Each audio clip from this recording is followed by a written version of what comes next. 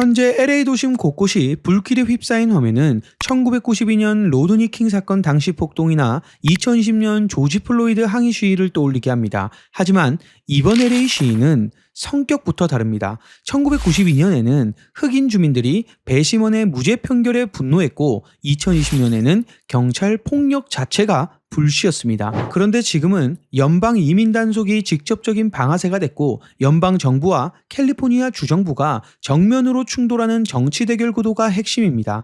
1992년 사흘 동안 1조 달러에 가까운 재산 피해와 60여 명의 사망자를 낸 대규모 폭동, 2020년 LA 카운티에서 3,000명 가까운 체포가 이어졌던 대규모 시위와 비교하면 이번 사태는 아직 규모가 작다고 볼 수 있지만 연방군 투입까지 거론되는 점에서 훨씬 위험한 불씨를 안고 있습니다. 그래도 첫 주에만 도심 1제곱마일이 야간 통금령 아래 들어갔고 첫날 밤에만 무려 400명이 연행됐습니다. 여기에 투입된 주 방위군이 4,700명, 대기 중인 해병대가 700명이니 병력 규모만 놓고 보면 92년과 엇비슷하거나 그 이상입니다. 그러면 왜 2025년의 불길은 1992년과 2020년보다 빠르고 거칠게 번지는 걸까요? 이러한 배경에는 결정적인 요인이 몇 가지 있습니다. 첫 번째 요인은 체포할당제입니다. 트럼프 행정부가 5월 말에 ICE에 하루에 3,000명씩 잡아라는 목표를 내렸는데 바이든 시절 평균의 거의 2배의 수치입니다. 숫자를 채워야 한다는 압박에 현장 요원들은 대규모 급습으로 실적을 끌어올렸고 그 불똥이 튀어 첫 타겟이 된 곳이 LA 다운타운 의류 도매상가였습니다. SEIU 캘리포니아 회장 데이비드 우에르타까지 수갑이 채워지는 장면이 퍼지자 노동조합과 이민자 커뮤니티가 즉각 들끓었죠. 한국으로 치면 1990년대 초 범죄와의 전쟁 때를 생각해 보시면 됩니다. 그때도 조직폭력배 몇천 명 검거, 목표치를 이렇게 내걸고 경찰이 도시 곳곳을 싹 쓸어 담았었죠. 명분은 치안 개선이었지만 숫자에 매달리는 순간 현장은 선별이 아닌 동원이 되고 그 과잉이 오히려 갈등을 키웠습니다. 지금 LA에서 벌어지는 풍경이 딱 그 논리로 돌아가고 있는 거죠. 두 번째 이유는 고무줄처럼 늘었다 줄었다 하는 범죄 전력 기준입니다. ICE가 단속 대상이라고 내세우는 범죄적 도덕성이라는 잣대가 현재 LA 시위가 과격해진 이유기도 하죠. 법 조항만 보면 살인이나 강도 같은 중죄를 겨냥하는 것처럼 보이지만 실제 현장에선 요원의 재량에 따라 범위가 끝없이 넓어집니다. 10년 전 시비 끝에 벌금 200달러를 낸 가벼운 폭행 기록도 술집 앞에서 난동을 피웠다는 경범죄도 때로는 단순 교통위반 누적까지 도덕성 결함으로 분류됩니다. 일단 CIMT 딱지가 붙으면 영주권자는 추방 대상, 취업비자나 학생비자 소지자는 체류 자격이 바로 박탈됩니다. 또 다른 문제는 즉시성과 불투명성입니다.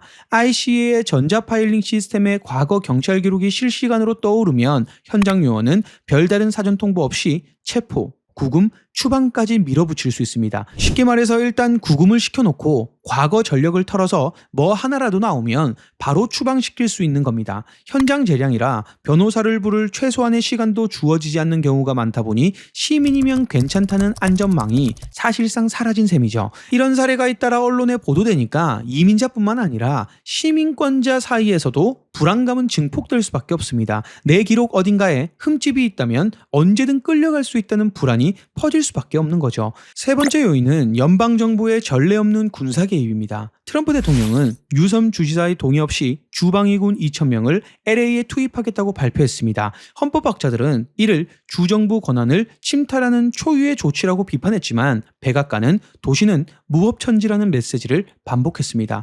유섬 주지사는 6월 10일 연방법원에 긴급 중지명령을 신청했고 국방부와의 맞소송 가능성까지 거론되면서 갈등은 법정 전쟁 단계로 넘어갔습니다. 네 번째 이유는 캘리포니아와 트럼프 행정부의 오래된 대치구도입니다. 알다시피 LA는 완전히 민주당 텃밭이라 해도 과언이 아니죠. 캘리포니아는 2017년 캘리포니아 밸류스법을 통과시키면서 캘리포니아 전역은 ICE 업무에 최소한만 협조하는 생크추어리 구역으로 선언했죠. 그래서 체류 신분만으로는 추방 1순위가 되지 않는다는 지역 규칙을 법으로 못 박아놓은 상태였습니다. 이와 같은 법이 있으니 주와 카운티 경찰들은 ICE 지원 요청을 대부분 거부했고 연방 단속에 시설과 장비를 빌려주지 않았는데 이런 상황에서 ICE가 급습을 하게 된 거죠. 단속 직후 캐런 베스 LA 시장이 과잉 단속은 공포만 키운다고 하자 백악관 부비서실장 스티븐 밀러가 연방법이 최고람을 조롱했고 트럼프 대통령은 LA 시위를 국가 반란으로 규정하며 군 투입을 밀어붙였습니다. 시민들 입장에선 연방이 도시를 점령하려 든다는 위기감이 치솟을 수밖에 없습니다. 이처럼 이번 사태는 단순한 치안 문제가 아니라 이민 정책을 둘러싼 진보 성향 주정부와 보수 성향 연방정부의 정면 충돌이라는 정치적 갈등 양상도 띠고 있습니다. 다섯 번째는 정치적 이미지 전략입니다.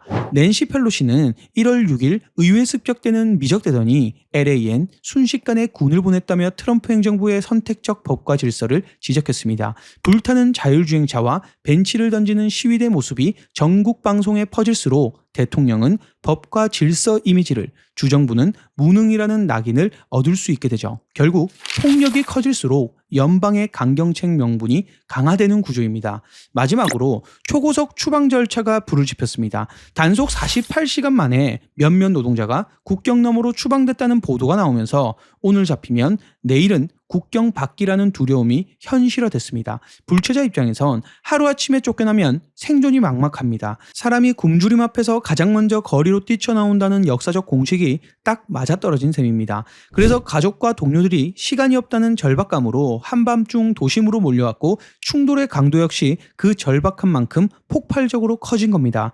결국 트럼프 행정부의 과잉 단속은 LA 주민들 눈에는 정적 색출 작전처럼 비춰질 수 있습니다. 이 도시가 트럼프를 가장 싫어하니까 아예 목소리 큰 사람부터 국경 밖으로 밀어내려는 것 아니냐는 의심이 퍼진 이유가 여기에 있는 거죠. 숫자를 맞추려다 보니 시민권자까지 잘못 잡혀가고 주와 연방 간 힘겨루기는 군 병력 투입까지 불렀습니다. 당연히 거리의 분노는 커졌고 일부는 폭력으로 번졌습니다.